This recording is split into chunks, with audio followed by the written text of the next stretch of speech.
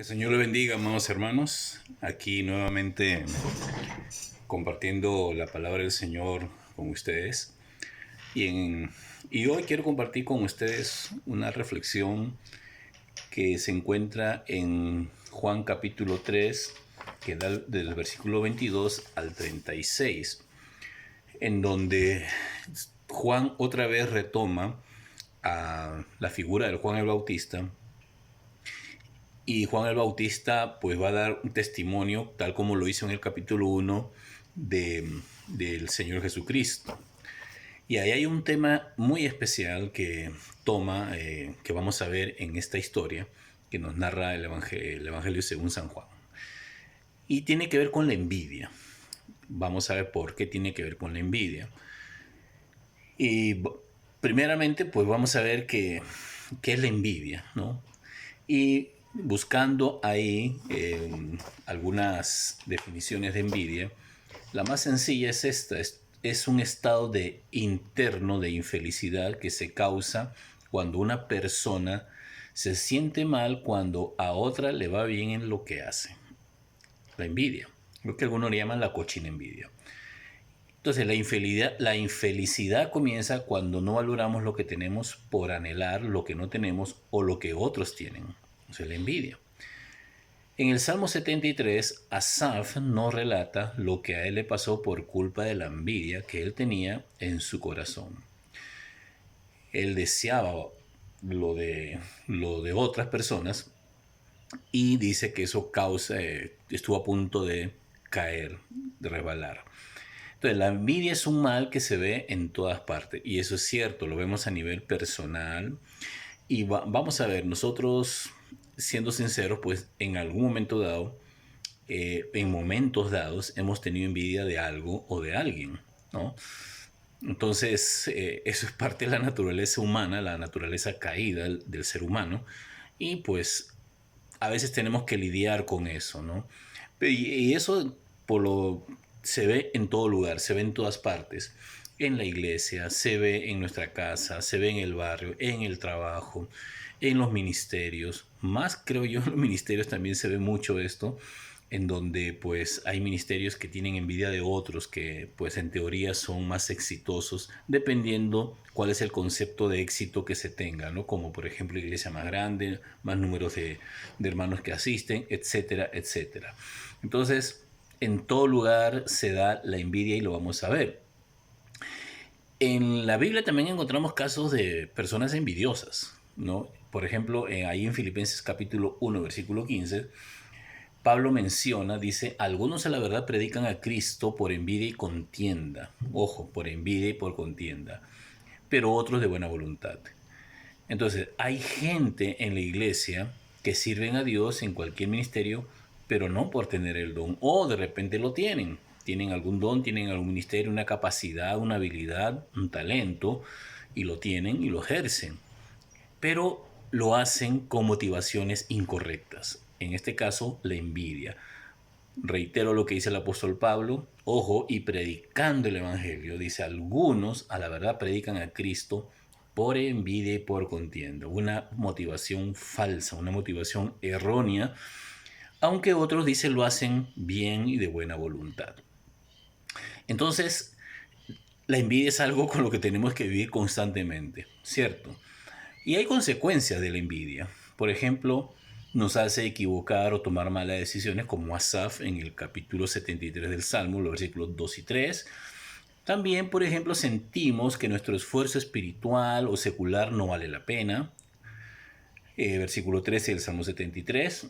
Llega la infelicidad, ¿no? Creemos que todo nos sale mal o que todos están en nuestra contra. Versículo 14 del Salmo 73.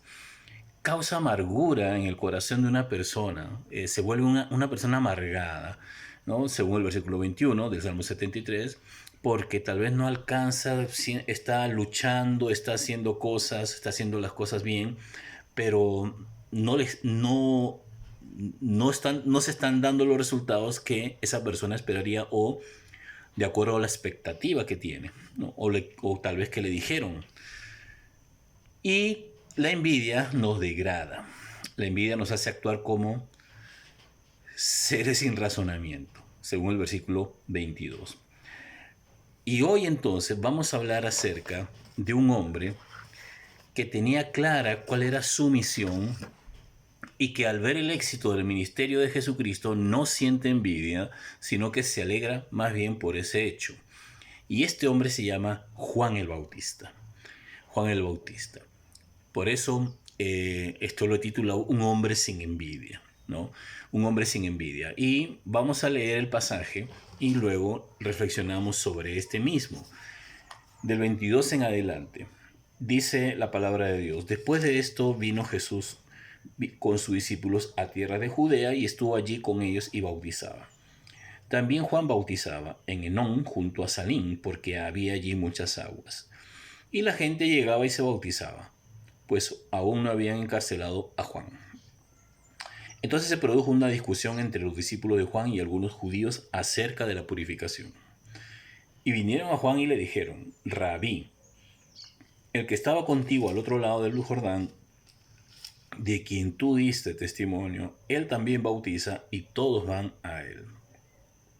Respondió Juan: no puede el hombre recibir nada a menos que le sea dado del cielo. Vosotros mismos me sois testigos de que os dije: yo no soy el Cristo, sino que soy enviado delante de él. El que tiene la esposa es el esposo, pero el amigo del esposo, el que está a su lado y lo oye, se goza grandemente de la voz del esposo. Por eso mi gozo está completo. Es necesario que él crezca y que yo disminuya. El que viene de arriba está por encima de todos. El que es de la tierra es terrenal y habla de cosas terrenales. El que viene del cielo está por encima de todos, y de lo que ha visto y oído testifica, pero nadie recibe su testimonio.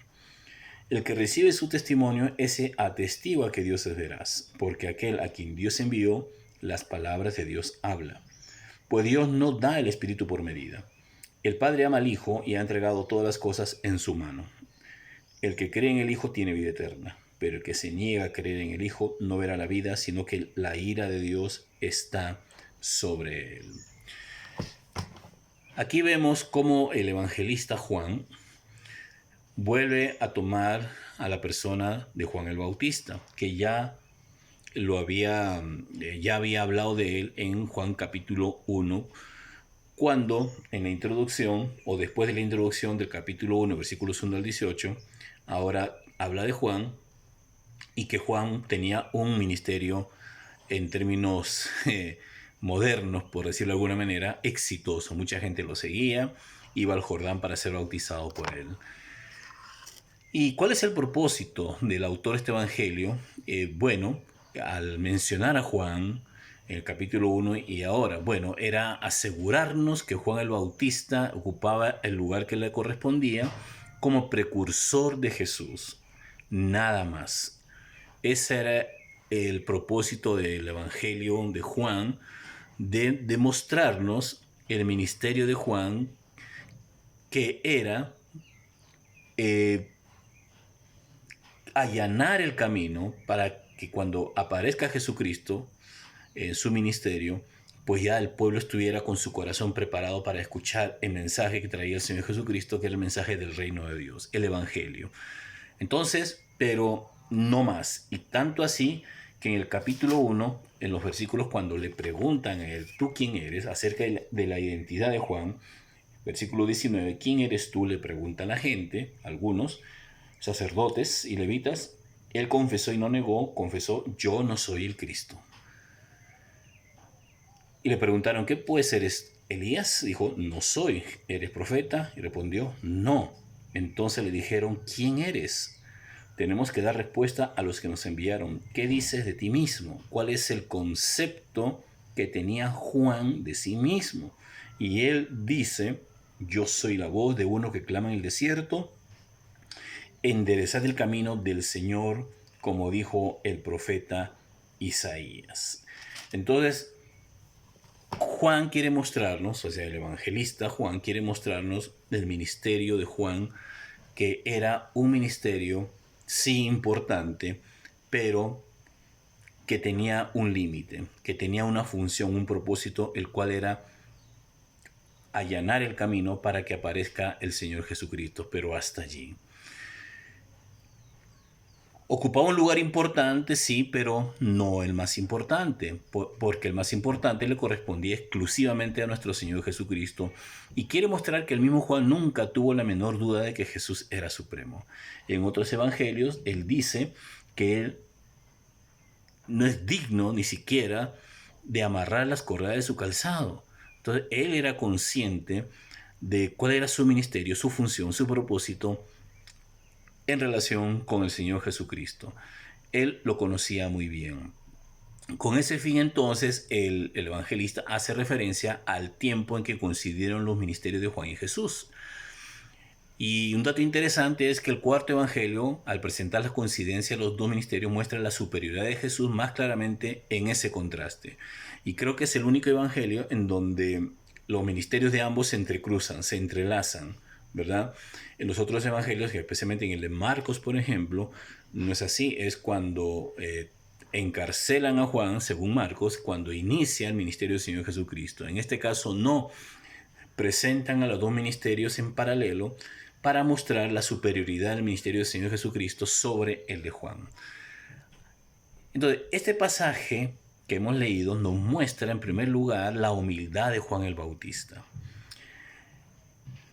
Él es humilde, él sabe a lo que vino, él sabe a lo que el Señor lo envió. ¿No? Yo soy una voz que clama en el desierto. Los discípulos de Juan obviamente estaban preocupados. Para ponerlo en contexto moderno, contemporáneo, por ejemplo, estaban preocupados los miembros de la iglesia, los seguidores de un pastor o de alguien, porque se estaban yendo o la gente estaba siguiendo ahora más al otro que al maestro o al pastor actual, ¿no? Y se estaban preocupando. No les gustaba que su maestro quedara abandonado por las multitudes que se agolpaban para escuchar a Jesucristo. O sea, estaban preocupados. Nuestro ministerio está decayendo y el del Señor está subiendo. La gente está siguiéndolo más que a nosotros. Entonces, en estos tiempos, o tal vez también en todas las épocas, pero digamos en estos tiempos, pienso más en estos tiempos, yo me imagino a más de uno, ¿no? A más de uno viendo cómo la gente se está yendo para otro lado y el ministerio mío, por de alguna manera, o de este pastor o de este hermano, está decreciendo. Y causaría mucha preocupación.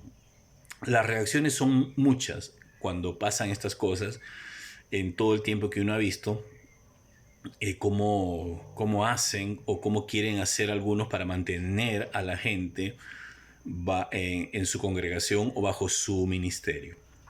Entonces comienzan a manipular, comienzan a meter miedo o comienzan a inventar ciertas revelaciones para asegurarse la fidelidad de la gente y para decir que no solamente allá se está moviendo el Espíritu, sino que aquí también, y la prueba de eso es que aquí el Señor me está hablando, e inventa una serie de cosas atractivas también para que la gente se quede.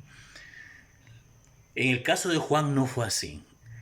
En el caso de Juan, la respuesta a las preocupaciones de los discípulos, Juan les dijo 3 cosas a sus discípulos con respecto a esto.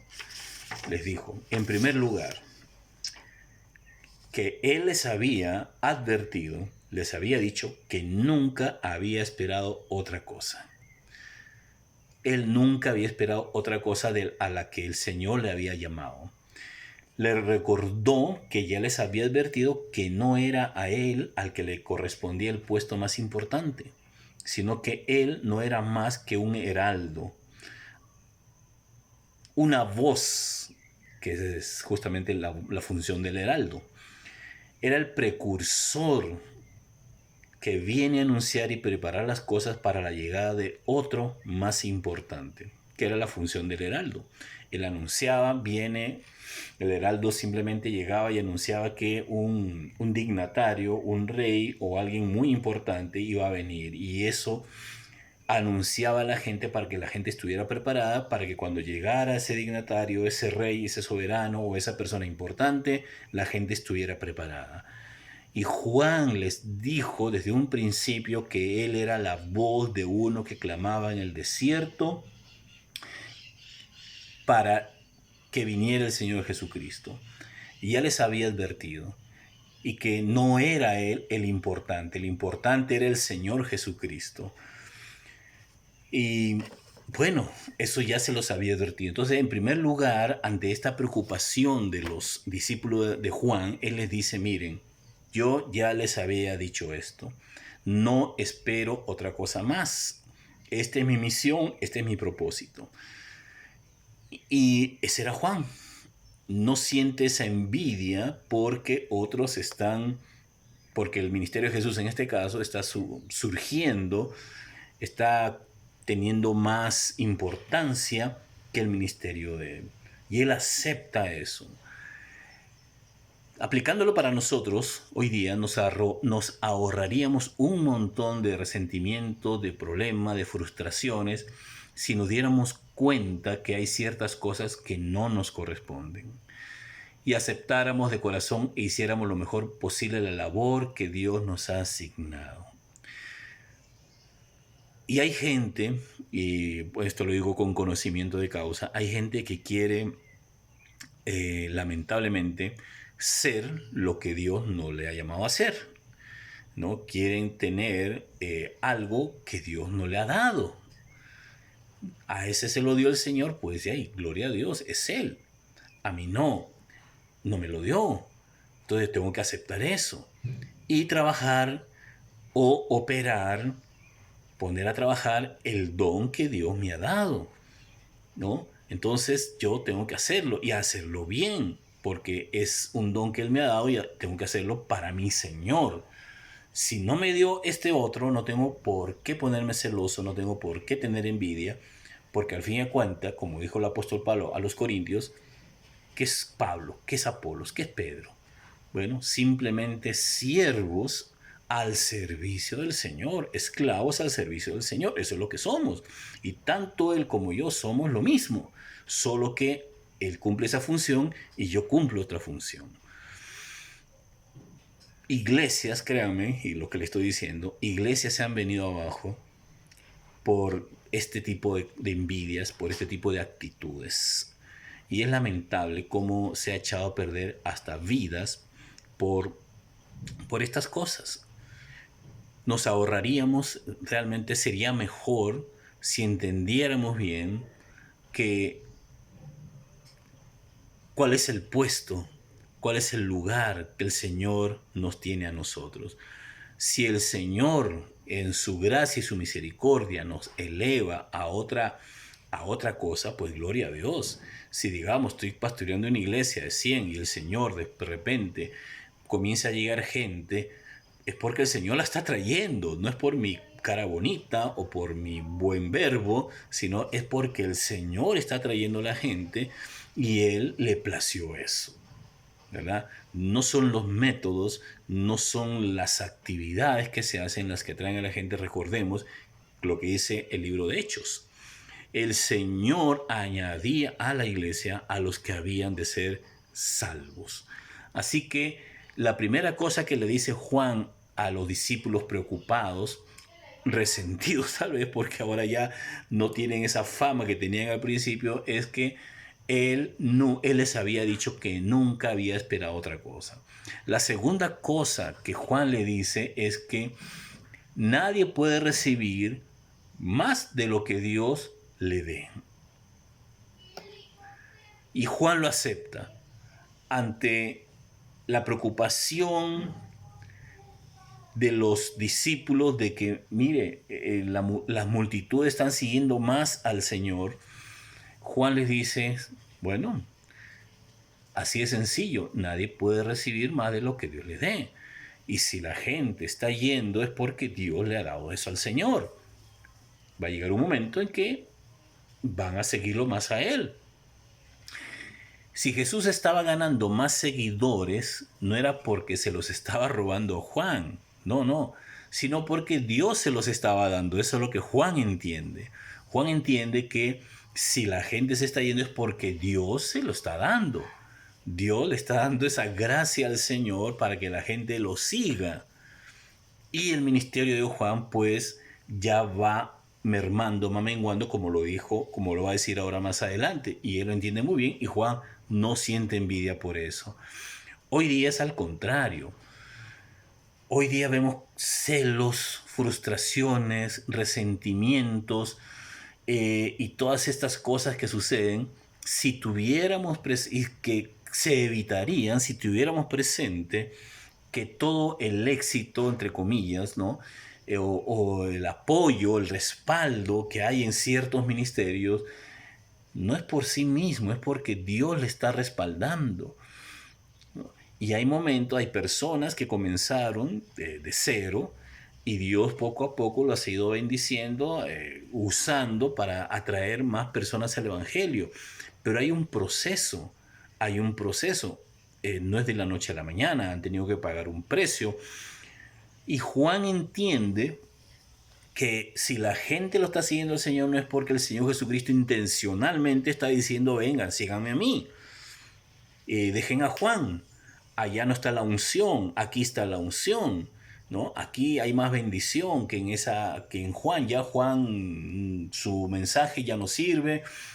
Ahora soy yo el centro de atracción. Vean que aquí pasan cosas, hay sanidad. No, simplemente Dios movió al corazón de la gente para seguir al Señor Jesucristo. Y la tercera cosa que Juan le dice a sus discípulos es, Juan puso un ejemplo que ellos podían entender, y es el ejemplo del amigo del novio y el novio. Juan se identifica con el amigo del novio. Jesús es el novio. Y esta figura no es nueva.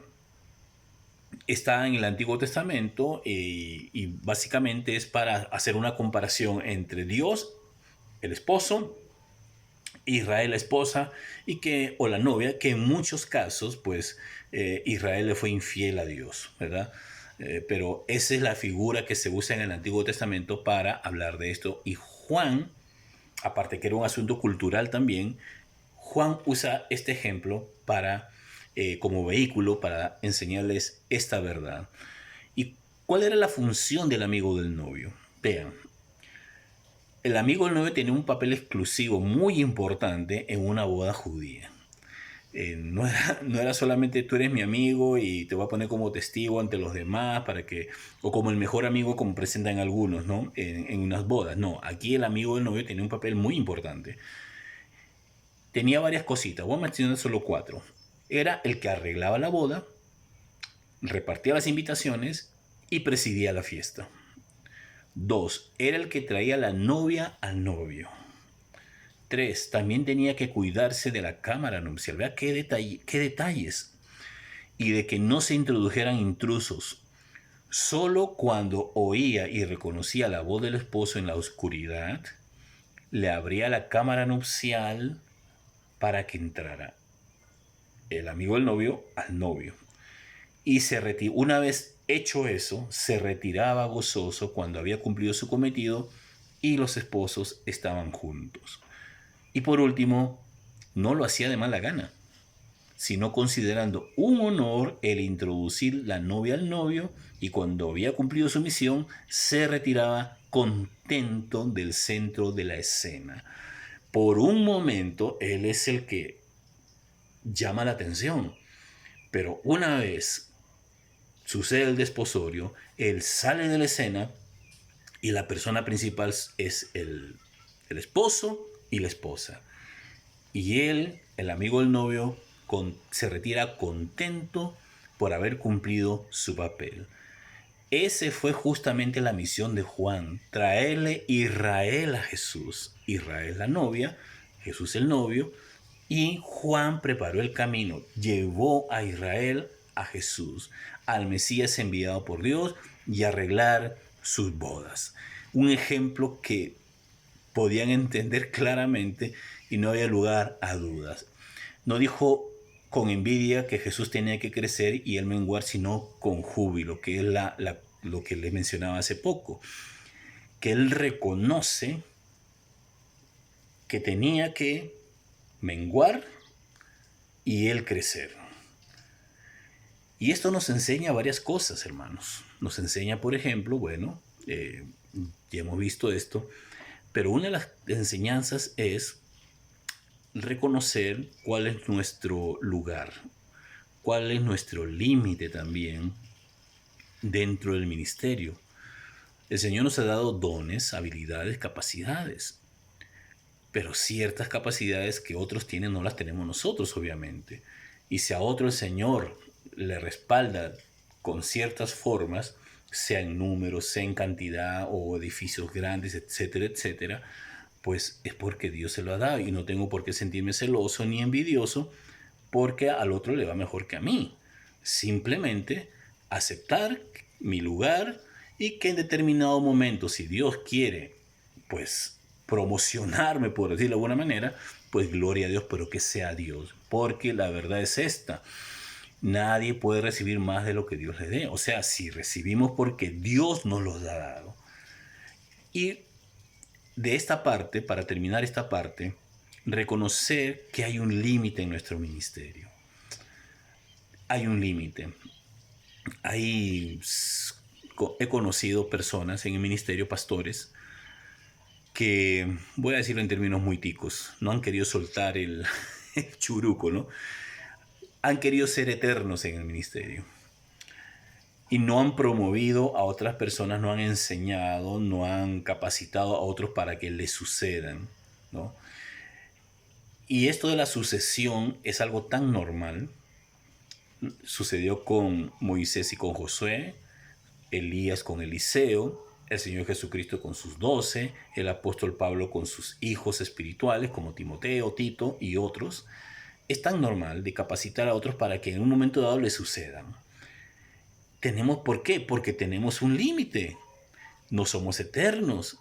Hay un tiempo en donde el Señor nos usa, un tiempo en donde por medio de nuestro ministerio bendice a otras personas, pero va a llegar un día en que ya no lo vamos a poder hacer.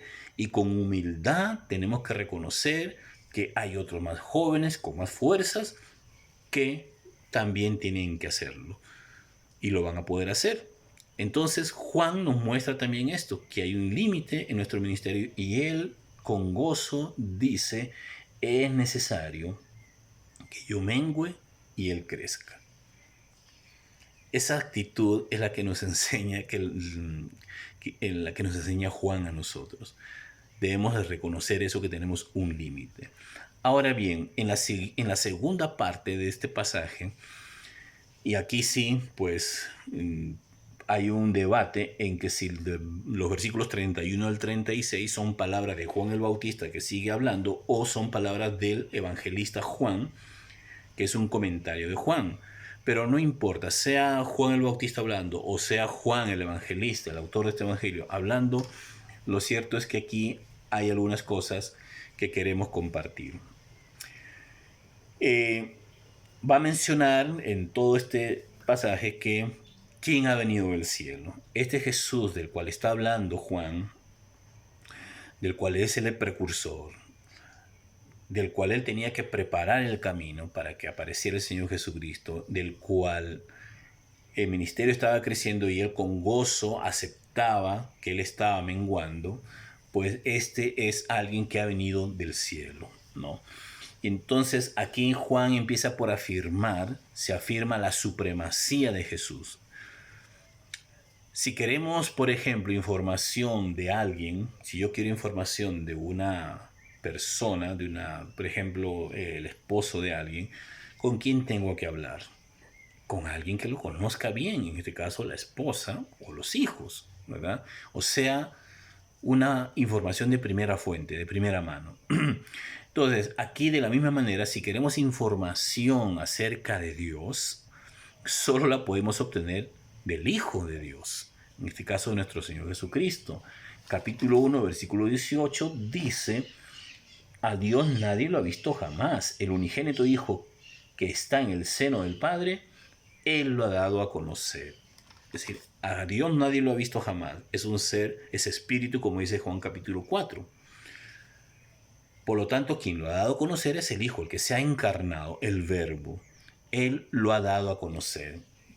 Entonces, cuando Jesús habla de Dios, no está hablando de sus propias palabras, sino que está hablando de las cosas que él ha visto, que ha oído de su Padre, ¿no? Y nos cuenta lo que ha oído y visto por sí mismo, no de segunda mano, sino de primera mano, de primera fuente. Entonces, para decirlo de otra manera, como Jesús es el único que conoce a Dios 100%, porque Él es Dios, es el único que puede comunicarnos entonces los hechos acerca de Dios, y eso es justamente en lo que radica el Evangelio de Jesucristo. Es Dios hablándonos a nosotros, Dios tomando la iniciativa para la redención del ser humano, para que toda persona que cree en Jesucristo tenga vida eterna. Entonces, ¿quién comunica ese evangelio, esas buenas noticias? Jesucristo, y de primera mano. También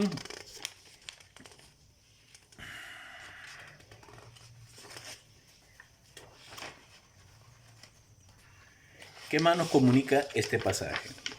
Juan afirma en segundo lugar que cuando alguien recibe el mensaje, una persona recibe ese mensaje, se afirma entonces el hecho de que en ese acto la palabra de Dios es verdad, a pesar de que sean tan pocos los que acepten el mensaje del Evangelio. Como dice aquí, versículo 32, versículo 33, el que recibe su testimonio, ese atestigua que Dios es veraz, porque aquel a quien Dios envió, la palabra de Dios habla, pues Dios no da el Espíritu por medida.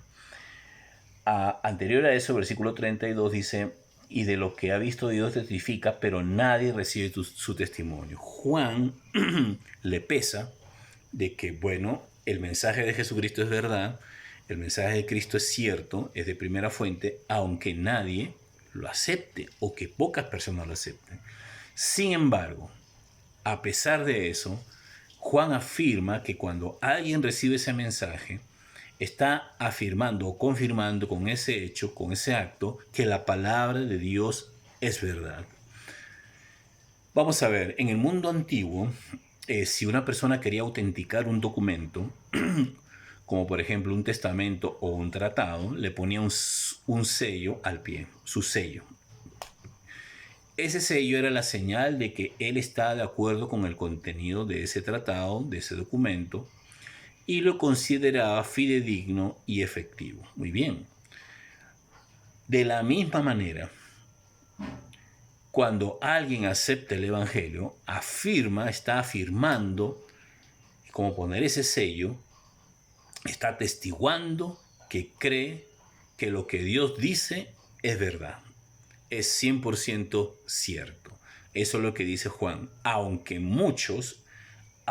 pocos no acepten ese mensaje, pero el que lo acepta con ese hecho está atestiguando que la palabra de Dios es verdad, está autenticando, está poniendo el sello de que ese mensaje es verdadero. Eso es lo que está afirmando Juan aquí. Y pues hermanos, igual, ¿no? Nosotros pasa igual ahora. ¿Cuántas veces predicamos? ¿Cuántas veces no hemos salido a predicar? Hemos compartido el Evangelio. Y siempre son los menos los que creen en el Señor Jesucristo, no los más. Se predica, pero la gente, pues lamentablemente no quiere escuchar. Ya es un asunto de ellos, ¿no? Pero la persona que cree, que acepta al Señor Jesucristo, con ese acto está autenticando de que la palabra que se le ha predicado, que lo que se le ha dicho es la verdad. Por lo tanto, nosotros, hermanos, ya una aplicación práctica, cuando prediquemos, cuando enseñemos, cuando compartamos el mensaje, seamos conscientes y estemos convencidos de lo que predicamos es cierto, es verdad. Vamos a ver, no es la gran mayoría la que rechaza el Evangelio, la que nos dice si ese mensaje es cierto o no, sino más bien la fe de aquel que cree en el mensaje del Hijo de Dios. Eso autentica nuestro mensaje. En tercer lugar, lo que nos dice este pasaje del 31 al 36, Juan prosigue diciendo que podemos creer lo que nos dice Jesús, porque Dios derramó en él su espíritu en plenitud sin reservar nada. Y aquí hasta los mismos judíos decían que los profetas recibían una cierta medida de espíritu. Pero la totalidad, la plenitud del espíritu estaba reservada para el escogido de Dios. Ahora bien, según la manera de pensar de los judíos, el Espíritu de Dios tenía dos propósitos o dos misiones. La primera era revelar a la humanidad la verdad de Dios. Y la segunda, capacitar a los seres humanos para reconocer y entender esa verdad cuando venía a ellos. Y eso lo dice Juan, en otras palabras, pero lo dice en Juan 14, 15, 16, en donde nos habla acerca de cuál es la función o la misión del Espíritu Santo, que justamente es esto. Bueno, Él va a convencer a la gente de justicia y juicio, de pecado, justicia y juicio, pero también va a enseñar, va a guiarnos a toda verdad, ¿no? Entonces Juan no está diciendo nada nuevo, simplemente que lo está adaptando. Es decir, que el Espíritu estaba en Jesús de la manera completa, más completa. Es decir, Jesús conocía y entendía perfectamente la verdad de Dios. Para decirlo de otra manera, escuchar a Jesús es escuchar la misma voz de Dios. En cuarto lugar, Juan nos presenta otra vez la alternativa eterna. Esa siempre ha sido la constante de Juan, ¿no? Desde que inicia el Evangelio, esta ha sido la constante de Juan. Nos presenta dos alternativas, o la vida o la muerte. Entonces, a lo largo de toda su historia, Dios le había presentado al pueblo de Israel esta gran elección. Vemos en Deuteronomio, en donde le dice a Moisés, mira, yo te he puesto delante hoy la vida y el bien, la muerte y el mal, ¿no? La vida y la muerte, el bien y el mal. A los cielos y a la tierra invoco por testigo contra vosotros hoy de que os he puesto delante la vida y la muerte, la bendición y la maldición. Por tanto, escoge la vida para que viváis tú y tu descendencia. Y Josué reiteró este desafío al pueblo. Escogeos hoy a quien sirváis, pero yo y mi casa serviremos a Jehová. Ahí en Josué capítulo 24.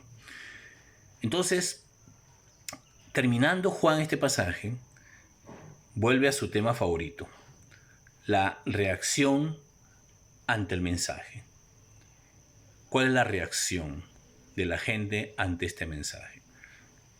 Si esa reacción es fe en Jesucristo, esa persona conocerá la vida. Si es indiferencia o incredulidad, esa persona cosechará muerte eterna. Ahora, no es que Dios quiera eso, no es que Dios descargue su vida sobre ella, más bien es la misma persona que se la trae sobre sí misma. Ese es el mensaje de Juan, el mensaje de hoy. Un mensaje muy lindo, muy retador para nosotros como ministros, como siervos de Dios, pero también como iglesia del Señor Jesucristo. Hemos sido llamados por el Señor, estamos sirviendo dentro de un amplio espectro llamado Iglesia del Señor Jesucristo, y dentro de ella misma hay muchas personas y cada quien ocupa un lugar. Entender bien eso, el hecho de que nosotros ocupamos un lugar, tenemos una misión y que no podemos nosotros igualarnos a los demás. Eso es lo que nos enseña Juan aquí. Él no tiene envidia por el éxito del ministerio de Jesucristo. Más bien él, contento, se alegra de haber cumplido su misión, su sentido de destino. De decir, yo fui enviado por esto y lo cumplí, y me alegro de que mi gozo ahora esté completo, esté cumplido, de que se haya cumplido esto, lo que el Señor me mandó a hacer. Y él contento, sin envidia. Y después la segunda parte de este pasaje nos enseña acerca del mensaje que ha venido del cielo. Es un mensaje del Señor Jesucristo, que la persona que lo recibe pues autentica que ese mensaje es verdad, aunque muchos lo van a negar y lo van a rechazar. Pero también, y ese mismo mensaje nos presenta la alternativa, dos caminos. Y esa es la esencia también del mensaje, y eso es parte del mensaje del Evangelio de Jesucristo, presentado por Juan: la vida o la muerte. Como mencionó hace una semana en Juan capítulo 3, dice: porque de tal manera amó Dios al mundo, que envió a su Hijo unigénito, para que todo aquel que en Él cree no se pierda, sino que tenga vida eterna. Es decir, ahí está. Si bien es cierto, la motivación es el gran amor de Dios por la humanidad, que no quiere que nadie se pierda, sino que todos procedan al arrepentimiento, pero hay una consecuencia de no creer: la vida eterna para el que cree y condenación eterna para el que no cree. Así es el mensaje del Evangelio, y no es que nosotros condenamos Dios condena a las personas. No, son las mismas personas las que atraen sobre sí mismas las consecuencias de no creer en el Señor Jesucristo. Que el Señor me los bendiga, amados hermanos. Ha sido un placer compartir con ustedes la palabra de Dios. Bendiciones.